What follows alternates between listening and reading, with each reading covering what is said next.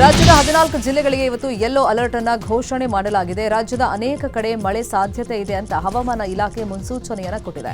ಬೀದರ್, ಕಲಬುರಗಿ, ಯಾದಗಿರಿ, ರಾಯಚೂರು, ವಿಜಯಪುರ, ಬಾಗಲಕೋಟೆ, ಕೊಪ್ಪಳ, ಗದಗ, ಧಾರವಾಡ, ಬೆಳಗಾವಿ, ಹಾವೇರಿ, ಉತ್ತರ ಕನ್ನಡ, ಉಡುಪಿ, ದಕ್ಷಿಣ ಕನ್ನಡ ಜಿಲ್ಲೆಗಳಿಗೆ yellow alert ಇದೆ.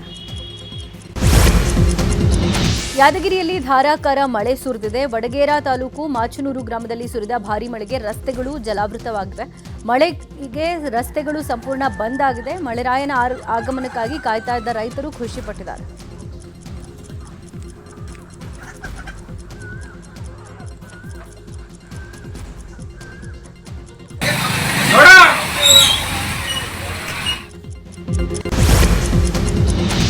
ಅಸ್ಸಾಂನಲ್ಲಿ ಧಾರಾಕಾರವಾಗಿ ಮಳೆ ಸುರಿತಾ ಇದೆ. ನಿರಂತರ ಮಳೆಯಿಂದಾಗಿ ಧೇಮಾಜಿ ಜಿಲ್ಲೆಯ ಹಲವು ಪ್ರದೇಶಗಳಲ್ಲಿ ಪ್ರವಾಹದ ಪರಿಸ್ಥಿತಿ ಇದೆ.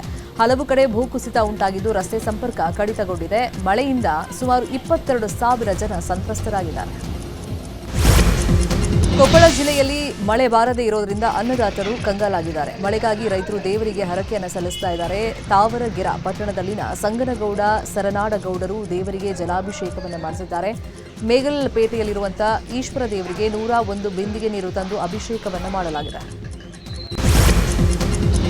ಕೊಪ್ಪಳ ಜಿಲ್ಲೆಯಲ್ಲಿ ಕಳೆದ 20 ದಿನಗಳಿಂದ ಮಳೆ ಬಾರದ ಹಿನ್ನೆಲೆ ರೈತರು ಆತಂಕಗೊಂಡಿದ್ದಾರೆ. ಕುಷ್ಟಗಿ ತಾಲೂಕಿನ ಕೆ ಬೋದೂರು ಗ್ರಾಮದಲ್ಲಿ ಯುವ ರೈತ ದೀಡ ನಮಸ್ಕಾರ ಹಾಕಿದ್ದಾನೆ. 101 ಕೆಜಿ ಸಜ್ಜೆ ಚೀಲ ಹೊತ್ತು ದೇವರಿಗೆ ಹರಕೆ ಕಟ್ಟಿಕೊಂಡಿದ್ದಾನೆ. ಸಕಾಲಕ್ಕೆ ಮಳೆಯಾಗಿ ರೈತರ ಬದುಕು ಹಸನಾಗಲಿ ಅಂತ ಹರಕೆ ಕಟ್ಟಿದ್ದಾನೆ. ಬಾಗಲಕೋಟೆ ಜಿಲ್ಲೆಯ ಹುನಗುಂದ ಪಟ್ಟಣದಲ್ಲಿ ಮಹಿಳೆಯರು ಗುರ್ಜಿ ಪೂಜೆ ಮಾಡುವ ಮೂಲಕ ಮಳೆಗಾಗಿ ಪ್ರಾರ್ಥಿಸಿದ್ದಾರೆ. ಮಳೆ ಇಲ್ಲದೆ ಬೆಳೆಗಳು ಒಣಗ್ತಾ ಇದ್ದು ಮಳೆಗಾಗಿ ಮಹಿಳೆಯರು ಗುರ್ಜಿ ಮೂಲಕ ಮಳೆಗಾಗಿ ಮೊರೆ ಇಟ್ಟಿದ್ದಾರೆ. ನಗರದ ನೀಲ ಗಂಗಾದೇವಿ ಕಳಸನ ಬಾವಿಯಿಂದ ಆರಂಭಗೊಂಡ ಗುರ್ಜಿ ಪೂಜೆ ಮೇಗಲಪೇಟೆ ಓಣಿಗಳಲ್ಲಿ ಜರುಗಿತು. ವಿಜಯಪುರದಲ್ಲಿ ಮಳೆಗಾಗಿ ರೈತರು ದೇವರ ಮೊರೆ ಹೋಗಿದ್ದಾರೆ. ಈ ವರ್ಷ ಮುಂಗಾರು ಮಳೆ ಕೈಕೊಟ್ಟ ಪರಿಣಾಮ ರೈತರು ತೀವ್ರ ಸಂಕಷ್ಟಕ್ಕೆ ಸಿಲುಕಿದ್ದಾರೆ. ಭರಣಿ, ರೋಹಿಣಿ, ಮೃಗಶಿರ ಮಳೆಗಳು ನಿರೀಕ್ಷೆಯಂತೆ ಸುರಿಯದ ಕಾರಣ ಬಿತ್ತನೆ ಕಾರ್ಯ ಸ್ಥಗಿತ ಆಗಿದೆ. ಹೀಗಾಗಿ ವೆಂಕಟೇಶ್ವರ ದೇವಸ್ಥಾನದಲ್ಲಿ ವಿಶೇಷ ಪೂಜೆ ಸಲ್ಲಿಸಿ ಉತ್ತಮ ಮಳೆ ಆಗಲಿ ಅಂತ ಪ್ರಾರ್ಥನೆ ಮಾಡಿದ್ದಾರೆ. ಮಂಡ್ಯ ಜಿಲ್ಲೆಯಲ್ಲಿ ಮುಂಗಾರು ಮಳೆ ಕೈಕೊಟ್ಟ ಹಿನ್ನೆಲೆಯಲ್ಲಿ ಕೆಆರ್ಎಸ್ ಜಲಾಶಯ ಬರಿದಾಗಿದೆ. ಬೆಳೆಗಳಿಗೆ ನೀರಿಲ್ಲದೆ ರೈತರು ಕಂಗಾಲಾಗಿದ್ದು ನೀರಿಗಾಗಿ ಹೆದ್ದಾರಿ ತಡೆದು ಪ್ರತಿಭಟನೆಯನ್ನ ಮಾಡಿದ್ದಾರೆ. ಕಬ್ಬು ಒಣಗ್ತಾ ಇದ್ದು ಬೆಳೆ ಪರಿಹಾರಕ್ಕಾಗಿ ರೈತರು ಮನವಿ ಮಾಡಿದ್ದಾರೆ. ಮಂಡ್ಯ ಜಿಲ್ಲೆಯ ಕೆಆರ್ಎಸ್ ಡ್ಯಾಂ ಮಳೆ ಇಲ್ಲದೆ ಬರಿದಾಗ್ತಾ ಇದೆ. ಕುಡಿಯೋ ನೀರಿನ ಹೆಸರಲ್ಲಿ ತಮಿಳುನಾಡಿಗೆ ಕೆಆರ್ಎಸ್ ಡ್ಯಾಂನಿಂದ ನೀರು ಹರಿಸಲಾಗ್ತಾ ಇದೆ. ಡ್ಯಾಂನಿಂದ ನದಿಗೆ 2,000 ಕ್ಯೂಸೆಕ್ ನೀರು ರಿಲೀಸ್ ಮಾಡಲಾಗಿದ್ದು ನದಿಗೆ ನೀರು ಬಿಡುಗಡೆಯಿಂದ ನದಿಯ ನೀರಿನ ಮಟ್ಟ ಏರಿಕೆ ಆಗಿದೆ. ಬೆಳೆಗೆ ನೀರು ಕೊಡದೆ ನದಿಗೆ ನೀರು ಬಿಡ್ತಾ ಇರುವ ಸರ್ಕಾರದ ನಡೆಗೆ ರೈತರು ಆಕ್ರೋಶ ವ್ಯಕ್ತಪಡಿಸಿದ್ದು ಕನ್ನಡಪರ ಸಂಘಟನೆಗಳು ಹೋರಾಟದ ಎಚ್ಚರಿಕೆ ಕೊಟ್ಟಿವೆ. ಬಾಗಲಕೋಟೆ ಜಿಲ್ಲೆಯ ಹಿಪ್ಪರ್ಗಿ ಬ್ಯಾರೇಜ್ ಖಾಲಿಯಾಗ್ತಾ ಇದೆ. ಮಳೆ ಇಲ್ಲದೆ ಕೃಷ್ಣಯ್ಯ ಒಡಲು ಒಣಗ್ತಾ ಇದ್ದು ಕೃಷ್ಣಾ ನದಿ ಪಾತ್ರದ ಜನರಿಗೆ ಸಂಕಷ್ಟ ಎದುರಾಗಿದೆ. ಬೆಳಗಾವಿ ಜಿಲ್ಲೆಯ 6 ಪಟ್ಟಣಗಳು, 90 ಗ್ರಾಮಗಳು, ಬಾಗಲಕೋಟೆಯ 5 ಪಟ್ಟಣ, 35 ಗ್ರಾಮಗಳಿಗೆ ಕೃಷ್ಣೆ ಆಧಾರವಾಗಿದೆ. ಕಳೆದ ವರ್ಷ ಜೂನ್ನಲ್ಲಿ 3.5 ಟಿಎಂಸಿ ನೀರಿತ್ತು. ಸದ್ಯ ಬ್ಯಾರೇಜ್ನಲ್ಲಿ 0.76 ಟಿಎಂಸಿ ಡೆಡ್ ಸ್ಟೋರೇಜ್ ಇದೆ. ಒಳಹರಿವು, ಹೊರಹರಿವು ಸಂಪೂರ್ಣ ಸ್ಥಗಿತಗೊಂಡಿದೆ. ಈಗ ಬಿಡದಿ ಬಡಿದಾಟದ ಸುದ್ದಿ. ಬಿಡದಿ ಟೌನ್ಶಿಪ್ ಯೋಜನೆ ಪರ ಹಾಗೂ ವಿರೋಧದ ಪ್ರತಿಭಟನೆಗಳು ನಿಲ್ಲೋ ಹಾಗೆ ಕಾಣಿಸ್ತಾ ಇಲ್ಲ. ಟೌನ್ಶಿಪ್ ಯೋಜನೆಯ ಪರ ಹಾಗೂ ವಿರೋಧದ ರೈತರು ತಮ್ಮ ಪ್ರತಿಭಟನೆಯನ್ನು ಇವತ್ತು ಕೂಡ ಮುಂದುವರೆಸಿದ್ದಾರೆ. ಭೈರಮಂಗಲ ಗ್ರಾಮದಲ್ಲಿ 2 ಕಡೆ ಪ್ರತಿಭಟನೆ ನಡೆಯಲಿದೆ. ವಿರೋಧ ಮಾಡ್ತಾ ಇರೋ ರೈತರು ಭೈರಮಂಗಲ ಸರ್ಕಲ್ನಲ್ಲಿ ಹೋರಾಟ ಮಾಡ್ತಾ ಇದ್ರೆ ಇಲ್ಲಿಂದ 50 ಕಿಲೋಮೀಟರ್ ದೂರದಲ್ಲಿ ಯೋಜನೆ ಪರ ಇರೋ ರೈತರು ಪ್ರತಿಭಟನೆಯನ್ನು ನಡೆಸಿದ್ದಾರೆ. ಟೌನ್ಶಿಪ್ ವಿರೋಧಿಸಿ ಹೋರಾಟವನ್ನು ಮತ್ತಷ್ಟು ತೀವ್ರಗೊಳಿಸಲು ಬಿಜೆಪಿ ಹಾಗೂ ಜೆಡಿಎಸ್ ನಾಯಕರು ಪ್ಲಾನ್ ಅನ್ನು ಮಾಡಿದ್ದಾರೆ. ಬಿಡದಿ ಹಾಗೂ ಬೆಂಗಳೂರಲ್ಲಿ ಹೋರಾಟಕ್ಕೆ ನಿರ್ಧರಿಸಲಾಗಿದೆ. ರಾಜ್ಯ ಸರ್ಕಾರಕ್ಕೆ ಮುಜುಗರ ಆಗುವ ರೀತಿಯಲ್ಲಿ ಹೋರಾಟಕ್ಕೆ ತಯಾರಿಯಾಗಿದೆ.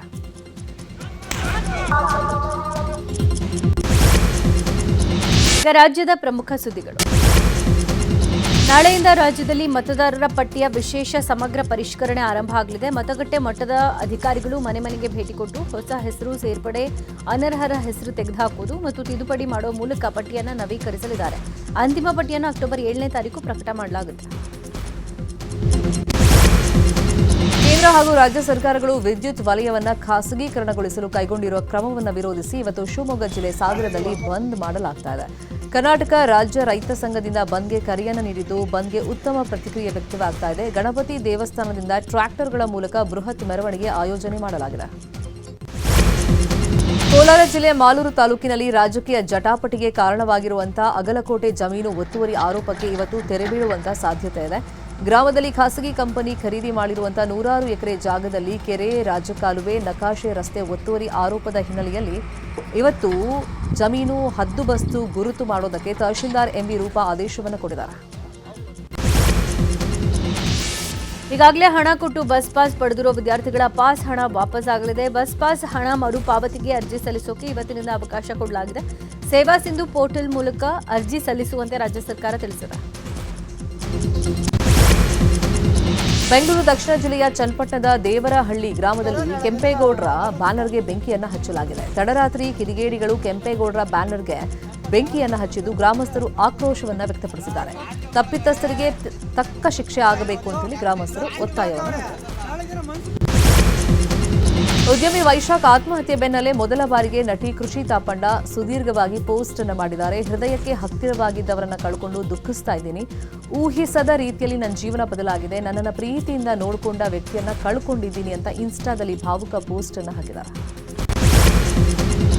ಹಾವೇರಿ ಜಿಲ್ಲೆಯಲ್ಲಿ ಮದುವೆ, ಸಂತಾನ ಭಾಗ್ಯ, ಮಕ್ಕಳ ಭಾಗ್ಯಕ್ಕಾಗಿ ಸಾವಿರಾರು ಭಕ್ತರು ಮಾಲ್ತೇಶ ಸ್ವಾಮಿ ಮೊರೆ ಹೋಗ್ತಾ ಇದ್ದಾರೆ. ರಾಣೆಬೆನ್ನೂರು ತಾಲೂಕಿನ ದೇವರಗುಡ್ಡ ಗ್ರಾಮದಲ್ಲಿ ಗೊರವಯ್ಯ ನಾಗಪ್ಪಜ್ಜ ಹಾಗೂ ಗಂಗೆ ಮಾಳವಾಗೆ ಸಾಂಪ್ರದಾಯಿಕ ವಿವಾಹ ಕಾರ್ಯ ನಡೆಸಲಾಗ್ತಾ ಇದೆ. ಧಾರವಾಡದ ಕರ್ನಾಟಕ ಹೈಸ್ಕೂಲ್ನ ಎಸ್ಎಸ್ಎಲ್ಸಿ ವಿದ್ಯಾರ್ಥಿಗಳು ಗುರುವಂದನೆ ಹಾಗೂ ಪುನರ್ಮಿಲನ ಕಾರ್ಯಕ್ರಮವನ್ನು ಆಯೋಜನೆ ಮಾಡಿದರು. 1997ನೇ ಸಾಲಿನ ವಿದ್ಯಾರ್ಥಿಗಳು ಗುರುವಂದನೆ ಹಾಗೂ ಪುನರ್ಮಿಲನ ಕಾರ್ಯಕ್ರಮವನ್ನು ಆಯೋಜನೆ ಮಾಡಿದರು. ಇಲ್ಲಿ ಕಲಿತ ಸಾವಿರಾರು ವಿದ್ಯಾರ್ಥಿಗಳು ಉಜ್ವಲ ಬದುಕನ್ನು ಕಟ್ಟಿಕೊಂಡಿದ್ದಾರೆ. ನಿವೃತ್ತ ಶಿಕ್ಷಕರು ಹಾಗೂ ಅದೇ ಸಾಲಿನ 100ಕ್ಕೂ ಹೆಚ್ಚು ವಿದ್ಯಾರ್ಥಿಗಳು ಭಾಗವಹಿಸಿ ತಮ್ಮ ಶಿಕ್ಷಣದ ಕ್ಷಣಗಳನ್ನು ಮೆಲುಕು ಹಾಕಿದರು. ಶಿಕ್ಷಕ ವೃಂದಕ್ಕೆ ಪುಷ್ಪದಿಂದ ಸ್ವಾಗತಿಸಿ ಸನ್ಮಾನಿಸಿದರು. ನಿವೃತ್ತ ಶಿಕ್ಷಕರು ನಮ್ಮ ಭಾಷೆ, ನಾಡು, ನುಡಿ, ಸಂಪ್ರದಾಯ ಪಾಲನೆ ಮಾಡಬೇಕು ಅಂತ ಹೇಳಿ ವಿದ್ಯಾರ್ಥಿಗಳಿಗೆ ಕಿವಿ ಮಾತನ್ನು ಹೇಳಿದ್ದಾರೆ. ನಿನ್ನೆ ನಡೆದ ಪಲ್ಸ್ ಪೋಲಿಯೋ ಅಭಿಯಾನಕ್ಕೆ ಉತ್ತಮ ಪ್ರತಿಕ್ರಿಯೆ ವ್ಯಕ್ತವಾಗಿದೆ. ಆರೋಗ್ಯ ಮತ್ತು ಕುಟುಂಬ ಕಲ್ಯಾಣ ಇಲಾಖೆಯಿಂದ ಪಲ್ಸ್ ಪೋಲಿಯೋ ಅಭಿಯಾನ ನಡೆಸಲಾಗಿತ್ತು. ನಿನ್ನೆ ಒಂದೇ ದಿನ 60,36,359 ಮಕ್ಕಳಿಗೆ ಪೋಲಿಯೋ ಹಾಕಲಾಗಿದೆ. 93% ಪೋಲಿಯೋ ಗುರಿ ತಲುಪಿದೆ. ಬೆಂಗಳೂರು ನಗರದಲ್ಲಿ 100% ಮಕ್ಕಳಿಗೆ ಪೋಲಿಯೋ ಲಸಿಕೆ ಹಾಕಲಾಗಿದೆ. ಚಿಕ್ಕಬಳ್ಳಾಪುರದಲ್ಲಿ ಶಾಸಕ ಪ್ರದೀಪ್ ಈಶ್ವರ್ ಮೇಲೆ ಚಪ್ಪಲಿ ಎಸೆದ ಪ್ರಕರಣದಲ್ಲಿ ಜೆಡಿಎಸ್ ಹಾಗೂ ಬಿಜೆಪಿಯ 4 ಕಾರ್ಯಕರ್ತರು ಅರೆಸ್ಟ್ ಆಗಿದ್ದಾರೆ.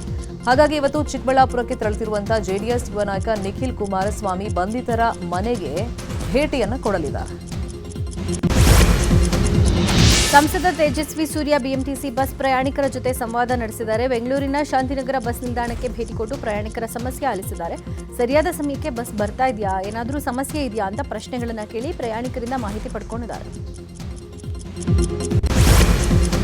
ಪ್ರಯಾಣಿಕರ ಜೊತೆ ಸಂವಾದದ ಬಳಿಕ ಬಿಎಂಟಿಸಿ ಬಸ್ ಸೇವೆ ಬಗ್ಗೆ ಸಂಸದ ತೇಜಸ್ವಿ ಸೂರ್ಯ ಪ್ರತಿಕ್ರಿಯೆ ಕೊಟ್ಟಿದ್ದಾರೆ. ಈಗಾಗಲೇ ಕೇಂದ್ರ ಸರ್ಕಾರ ಬಿಎಂಟಿಸಿಗೆ 4,500 ಬಸ್ಗಳನ್ನು ಕೊಟ್ಟಿದೆ. ಆದರೆ ರಾಜ್ಯ ಸರ್ಕಾರ ಕ್ಯಾಬಿನೆಟ್ನಲ್ಲಿ ಇದಕ್ಕೆ ಇನ್ನೂ ಅನುಮತಿಯನ್ನು ಕೊಟ್ಟಿಲ್ಲ. ಈ ಬಸ್ಗಳನ್ನು ತೆಗೆದುಕೊಳ್ಳೋಕೆ ರಾಜ್ಯ ಸರ್ಕಾರವು ಒಂದಿಷ್ಟು ಹಣವನ್ನು ಕೊಡಬೇಕು. ಹಾಗಾಗಿ ರಾಜ್ಯ ಸರ್ಕಾರ ಅಪ್ರೂವಲ್ ಕೊಡ್ತಿಲ್ಲ ಅಂತ ಹೇಳಿ ಆರೋಪ ಮಾಡಿದ್ದಾರೆ. ಗಣೇಶ ಹಬ್ಬಕ್ಕೆ ಪಿಒಪಿ ಮೂರ್ತಿಗಳನ್ನು ನಿಷೇಧಿಸೋಕೆ ಕಠಿಣ ಕ್ರಮಕ್ಕೆ ಆಗ್ರಹಿಸಿ ಜಿಬಿಎ ಆಯುಕ್ತ ಮಹೇಶ್ವರ ರಾವ್ಗೆ ಶಾಸಕ ಸುರೇಶ್ ಕುಮಾರ್ ಪತ್ರ ಬರೆದಿದ್ದಾರೆ.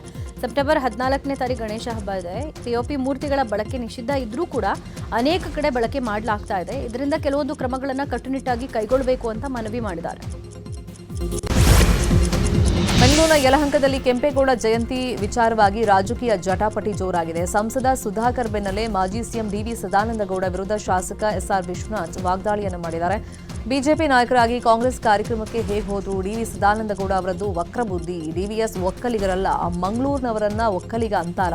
ಹಳೆ ಮೈಸೂರು ಭಾಗದವರೇ ನಿಜವಾದ ಒಕ್ಕಲಿಗರು ಅಂತ ವಿಶ್ವನಾಥ್ ಕಿಡಿಕಾರಿದ್ದಾರೆ. ಈಗ ಕ್ರೈಮ್ ಸುದ್ದಿ. ಮಂಗಳೂರಿನಲ್ಲಿ ಕೇರಳದ ಚಿನ್ನದ ವ್ಯಾಪಾರಿಯನ್ನ ದರೋಡೆ ಮಾಡಲಾಗಿದೆ. ಸುರತ್ಕಲ್ ಬಳಿಯ ಬೈಕಂಪಾಡಿ ಹೆದ್ದಾರಿಯಲ್ಲಿ ಕಾರು ತಡೆದು ಸಿನಿಮೀಯ ಸ್ಟೈಲ್ನಲ್ಲಿ ಚಿನ್ನದ ವ್ಯಾಪಾರಿಯನ್ನ ದೋಚಿದ್ದಾರೆ. ಪಯ್ಯನ್ನೂರು ನಿವಾಸಿ ವಿಕಾಸ್ ಎಂಬ ಚಿನ್ನದ ವ್ಯಾಪಾರಿಯ ಕಾರು, ಚಿನ್ನ ಎಲ್ಲವನ್ನು ದೋಚಿ ಎಸ್ಕೇಪ್ ಆಗಿದ್ದಾರೆ. ಬೆಳಗಾವಿ ಜಿಲ್ಲೆಯ ಕಿತ್ತೂರು ಪೊಲೀಸರು 2 ಮನೆಗಳ್ಳರನ್ನ ಬಂಧಿಸಿದ್ದಾರೆ. ಪತ್ರಯ್ಯ ಹಿರೇಮಠ್, ಅನಿಕುಮಾರ್ ಹಿರೇಮಠ್ ಬಂಧಿತ ಆರೋಪಿಗಳು. ಬಂಧಿತರಿಂದ 60 ಗ್ರಾಂ ಬಂಗಾರ, ಬೈಕ್ ಹಾಗೂ ಕಾರನ್ನು ಜಪ್ತಿ ಮಾಡಲಾಗಿದೆ. ಪೊಲೀಸರು ಬಂಧಿತ ಆರೋಪಿಗಳನ್ನು ನ್ಯಾಯಾಲಯಕ್ಕೆ ಹಾಜರುಪಡಿಸಿದ್ದಾರೆ. ದೊಡ್ಡಬಳ್ಳಾಪುರ ಗ್ರಾಮಾಂತರ ಪೊಲೀಸರು ಭರ್ಜರಿ ಕಾರ್ಯಾಚರಣೆ ಮಾಡಿದ್ದಾರೆ. ಕಳ್ಳತನ ನಡೆದ 24 ಗಂಟೆಯೊಳಗೆ ಕುಖ್ಯಾತ ಸರಗಳರನ್ನ ಬಂಧಿಸಿದ್ದಾರೆ. ಪಾಲನ ಜೋಗಿಹಳ್ಳಿ ಗ್ರಾಮದ ಆಕಾಶ್ ಮತ್ತು ಸುಮನ್ ಬಂಧಿತ ಆರೋಪಿಗಳು. ಬಂಧಿತರಿಂದ 14 ಗ್ರಾಂ ತೂಕದ ಚಿನ್ನದ ಸರ, ಕೃತ್ಯಕ್ಕೆ ಬಳಸಿದ ಡಿಯೋ ಬೈಕ್ ಅನ್ನು ವಶಕ್ಕೆ ಪಡ್ಕೊಂಡಿದ್ದಾರೆ. ಅಯೋಧ್ಯೆಯ ರಾಮ ಮಂದಿರ ದೇಣಿಗೆ ವಂಚನೆ ಪ್ರಕರಣದ ಆರೋಪಿಗಳ ಪರವಾಗಿ ವಕಾಲತ್ತು ವಹಿಸದೇ ಇರುವುದಕ್ಕೆ ವಕೀಲರು ನಿರ್ಧರಿಸಿದ್ದಾರೆ ಎನ್ನಲಾಗಿದೆ. ಆರೋಪಿಗಳ ಪರ ಪ್ರಕರಣವನ್ನು ಕೈಗೆತ್ತಿಕೊಳ್ಳದಂತೆ ಅಯೋಧ್ಯೆಯ ವಕೀಲರ ಸಂಘದ ಸಭೆಯಲ್ಲಿ ನಿರ್ಧಾರವನ್ನ ಮಾಡಲಾಗಿದೆ. ಈ ನಡುವೆ 8 ಆರೋಪಿಗಳಲ್ಲಿ ಒಬ್ಬನಾದ ಅವಿನಾಶ್ ಶುಕ್ಲಾ ದೇಣಿಗೆ ಹಣವನ್ನು ಚೀಲದಲ್ಲಿ ತುಂಬಿಕೊಂಡು ಹೋಗಿದ್ದ ವಿಚಾರ ಗೊತ್ತಿದ್ರೂ ಟ್ರಸ್ಟ್ನವರು ಹಾಗೂ ಪೊಲೀಸರು ಸುಮ್ಮನಿದ್ರು ಅನ್ನೋ ಮಾಹಿತಿಯೂ ಹೊರಬಿದ್ದಿದೆ. ಅಮೆರಿಕ ಮತ್ತು ಇರಾನ್ ದೇಶಗಳು ತಮ್ಮ ನಡುವಿನ ವೈರತ್ವವನ್ನು ಬದಿಗಿಟ್ಟು ಶಾಂತಿ ಮಾತುಕತೆಗೆ ಮುಂದಾಗಿವೆ. ಹರ್ಮುಜ್ ಜಲಸಂಧಿ ಕುರಿತಾದ ವಿವಾದವನ್ನು ಬಗೆಹರಿಸಿಕೊಳ್ಳೋಕೆ ಉಭಯ ದೇಶಗಳು ಒಪ್ಪಿಕೊಂಡಿವೆ. ಪರಸ್ಪರ ದಾಳಿಗಳನ್ನು ಸ್ಥಗಿತಗೊಳಿಸೋಕೆ ನಿರ್ಧರಿಸಿದ್ದು ನಾಳೆ ಕತಾರ್ ರಾಜಧಾನಿ ದೋಹಾದಲ್ಲಿ ಶಾಂತಿ ಮಾತುಕತೆ ನಡೆಯಲಿದೆ. ಸೀಶೆಲ್ಸ್ ದೇಶದ 50ನೇ ವರ್ಷದ ಮಹೋತ್ಸವ ಮತ್ತು ರಾಷ್ಟ್ರೀಯ ದಿನಾಚರಣೆಯಲ್ಲಿ ಪ್ರಧಾನಿ ನರೇಂದ್ರ ಮೋದಿ ಮುಖ್ಯ ಅತಿಥಿಯಾಗಿ ಪಾಲ್ಗೊಂಡಿದ್ದಾರೆ. ಈ ಮೂಲಕ ಈ ಗೌರವಕ್ಕೆ ಪಾತ್ರರಾದ ಮೊದಲ ಭಾರತೀಯ ಪ್ರಧಾನಿ ಎಂಬ ಹೆಗ್ಗಳಿಕೆಗೆ ನರೇಂದ್ರ ಮೋದಿ ಪಾತ್ರರಾಗಿದ್ದಾರೆ. ಐರ್ಲೆಂಡ್ ವಿರುದ್ಧ ಟಿ20 ಸರಣಿಯನ್ನ ಹಾಲಿ ಚಾಂಪಿಯನ್ ಟೀಂ ಇಂಡಿಯಾ ಸೋತಿದೆ. ನಿನ್ನೆ ನಡೆದ ಪಂದ್ಯದಲ್ಲಿ ಭಾರತ 1 ರನ್ನಿಂದ ಪರಾಭವಗೊಂಡಿತು. ಆತಿಥೇಯ ಐರ್ಲೆಂಡ್ 0-2 ಅಂತರದಲ್ಲಿ ಸರಣಿ ಕೈವಶಪಡಿಸಿಕೊಂಡಿದೆ. ಮೊದಲು ಬ್ಯಾಟ್ ಮಾಡಿದ ಐರ್ಲೆಂಡ್ 8 ವಿಕೆಟ್ಗೆ 154 ರನ್ ಕಲೆ ಹಾಕಿತ್ತು. ಈ ಗುರಿ ಬೆನ್ನತ್ತಿದ ಭಾರತ 9 ವಿಕೆಟ್ ನಷ್ಟಕ್ಕೆ 153 ರನ್ ಗಳಿಸಿ ಸೋಲೊಪ್ಪಿಕೊಂಡಿದೆ. ಐಸಿಸಿ ಮಹಿಳಾ ಟಿ20 ವಿಶ್ವಕಪ್ ಗೆಲುವಿನ ಭಾರತದ ಕನಸು ಮತ್ತೆ ಭಗ್ನಗೊಂಡಿದೆ. ನಿನ್ನೆ ನಡೆದಂತಹ ಪಂದ್ಯದಲ್ಲಿ ಆಸ್ಟ್ರೇಲಿಯಾ ವಿರುದ್ಧ ಸೋತು ಭಾರತ ತಂಡ ಸೆಮೀಸ್ ರೇಸ್ನಿಂದ ಹೊರಬಿದ್ದಿದೆ. ಮೊದಲು ಬ್ಯಾಟ್ ಮಾಡಿದ ಭಾರತ 4 ವಿಕೆಟ್ಗೆ 170 ರನ್ ಗಳಿಸಿತು. ಈ ಗುರಿ ಬೆನ್ನತ್ತಿದ ಆಸೀಸ್ 19ನೇ ಓವರ್ನಲ್ಲಿ 4 ವಿಕೆಟ್ ನಷ್ಟಕ್ಕೆ 6 ವಿಕೆಟ್ಗಳ ಗೆಲುವನ್ನು ಸಾಧಿಸಿತು. ವಿಕ್ಟರಿ ವೆಂಕಟೇಶ್ ನಟನೆಯಲ್ಲಿ ಆದರ್ಶ ಕುಟುಂಬಂ ಅನ್ನೋ ತೆಲುಗು ಸಿನಿಮಾ ಬರ್ತಾ ಇದೆ. ಸದ್ಯ ಈ ಚಿತ್ರದ ಬಿಡುಗಡೆ ದಿನಾಂಕ ರಿವೀಲ್ ಆಗಿದೆ. ಅಕ್ಟೋಬರ್ 2ರಂದು ಗಾಂಧಿ ಜಯಂತಿಯ ಪ್ರಯುಕ್ತ ಆದರ್ಶ ಕುಟುಂಬಂ ಸಿನಿಮಾ ರಿಲೀಸ್ ಆಗ್ತಾ ಇದೆ. ಅಂದಾಗೆ ಈ ಸಿನಿಮಾಗೆ ತ್ರಿವಿಕ್ರಮ್ ಶ್ರೀನಿವಾಸ್ ಆಕ್ಷನ್ ಕಟ್ ಹೇಳಿದ್ದಾರೆ. ಟಾಕ್ಸಿಕ್ನಲ್ಲಿ ಬಾಲಿವುಡ್ ನಟಿ ಹುಮಾ ಖುರೇಶಿ ನಟಿಸಿದ್ದಾರೆ. ಇತ್ತೀಚೆಗೆ ಯೂಟ್ಯೂಬ್ ಚಾನೆಲ್ ಒಂದಕ್ಕೆ ಹುಮಾ ಸಂದರ್ಶನ ಕೊಟ್ಟಿದ್ದಾರೆ. ಅದರಲ್ಲಿ ಟಾಕ್ಸಿಕ್ ಬಗ್ಗೆ ಮಾತಾಡಿದ್ದಾರೆ. ಸಿನಿಮಾ ಸಖತ್ತಾಗಿ ಮೂಡಿ ಬಂದಿದೆ ಅಂತ ಹೇಳ್ಕೊಂಡಿದ್ದಾರೆ.